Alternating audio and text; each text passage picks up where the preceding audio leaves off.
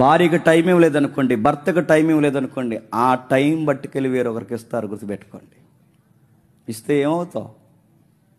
నీతో టైం గడపాలనుకుంటారు, నీతో కలిసి ఐస్ క్రీమ్ తినాలనుకుంటారు, నీతో కలిసి సరదాగా బయటకు వెళ్ళాలనుకుంటారు, నీతో కలిసి 4 ముచ్చట్లు పెట్టాలి, నీతో సరదాగా నవ్వుతూ ఉండాలనుకుంటారు, వండిన కూర కలిసి తినాలనుకుంటారు.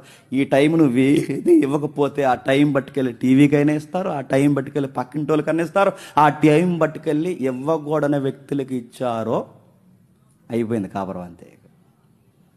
ఇస్తావు, నువ్వు వెళ్ళి ఏం చేస్తావు? తనకు టైం ఇవ్వు. ఏం చేస్తుంది? టైం పాస్కి సీరియల్ చూస్తుంది. టైం పాస్ సీరియల్ చూస్తే సీరియల్ ఏమి నేర్పిస్తారు?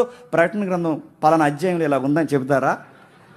ఏమి నేర్పిస్తారు? టీవీలో ఏమి నేర్పిస్తారు? రచ్చబండ నేర్పిస్తారు. ఏమి నేర్పిస్తారు?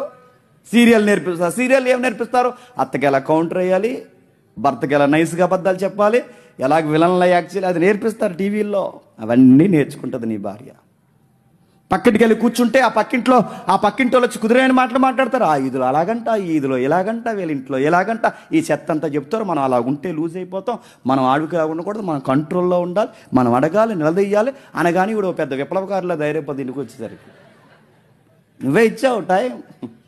తనకి ఇవ్వాల్సిన టైం నువ్వు ఇవ్వకపోతే టీవీకి ఇస్తారు, తనకి ఇవ్వాల్సిన టైం ఇవ్వకపోతే బయట వాళ్ళకి ఇస్తారు, తనకి ఇవ్వాల్సిన టైం ఇవ్వకపోతే కొంతమంది బుద్ధులేని వాళ్ళు ఉంటారు. ఆ బుద్ధులేని లేడు తెలుసా? వేరొక పురుషుడితో టైం